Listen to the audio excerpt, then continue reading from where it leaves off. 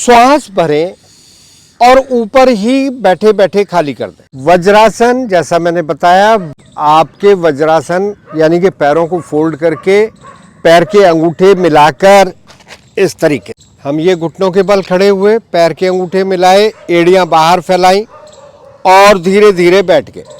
ये पोजीशन हमारी कौन सी पोजीशन कहलाएगी? वज्रासन पर।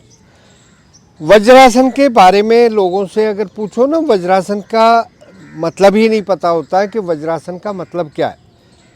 वज्रासन का मतलब वो एक चीज़ लगाते हैं जी, वज्रासन का मतलब वज्र की तरह हो जाएंगे, ऐसा कुछ नहीं है, वज्र की तरह नहीं होते।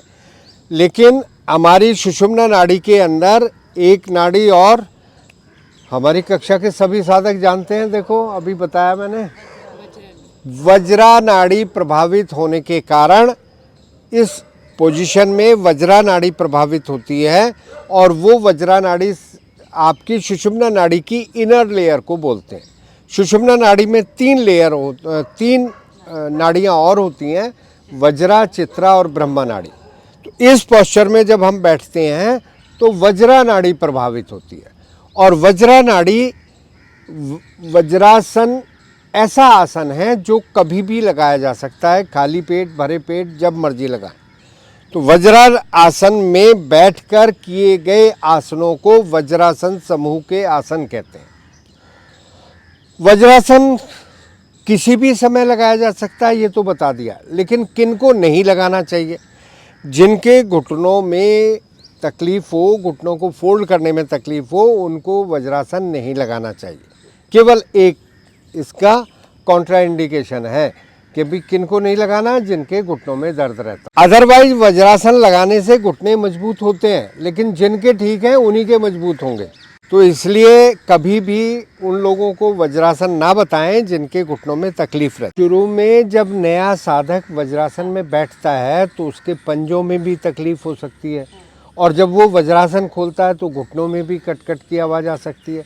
लेकिन वो घुटने खराब नहीं है, वो ज़्यादा, जब हम वज्रासन शुरू करते हैं तब हमें लगता है कि हमारे घुटनों में दर्द आ गया, हमारे पंजों में दर्द आ गया। लेकिन प्रैक्टिस आप क्या करें, 10 सेकंड बैठें। घर में इस तरीके के तकिए होते हैं, रोल तकिया ले लो या प्लेन जो भी तकिया है आपके पास। शुरू में जब बैठें तो अपनी एड़ी और अपने हिप्स के बीच में इस तरीके से बैठें, तो आपके पंजों में स्ट्रेन कम आएगा।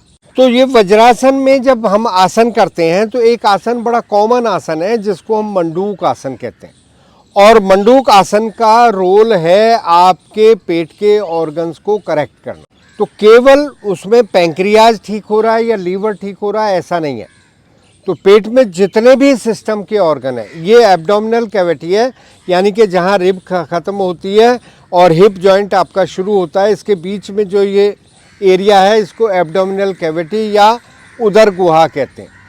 इसके अंदर जितने ऑर्गन हैं, इसके अंदर आपका लीवर भी है, पैंक्रियाज भी है, छोटी आंत भी है, बड़ी आंत भी है, किडनी भी है, और आपके जेनाइटल ऑर्गन्स भी हैं। जेंट्स में प्रोस्टेट है, फीमेल्स में ओवरीज हैं, यूट्रस है।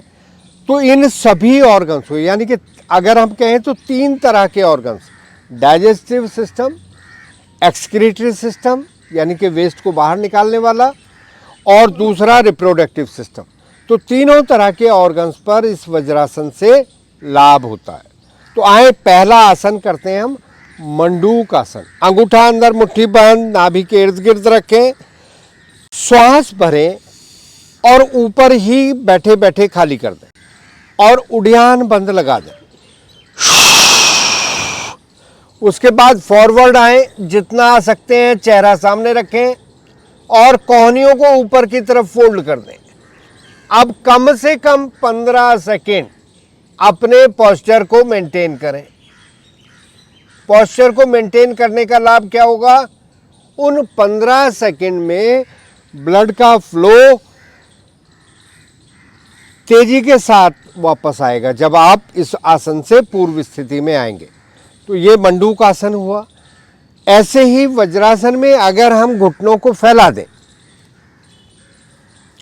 और दोनों हाथ सामने रखें, यहाँ भी ऐसी पोजीशन, नेक ऊपर, श्वास भरें और पूरा श्वास खाली करें। धीरे धीरे फॉरवर्ड आए, अपनी कोहनियाँ या तो ऐसे ओवरलैप कर लें, एक हथेली के ऊपर दूसरी हथेली और माथा उसके ऊपर रख लें, या दोनों हाथों को सामने फैलाकर अपनी चिन लगाने की कोशिश करें। इस आसन को हम शशांक आसन कहते हैं। ये शशांक आसन आपकी इंट्रावर्टिब्रल स्पेस को मेंटेन करता है और आपकी पूरी रीढ़ की हड्डी को विश्राम देता है।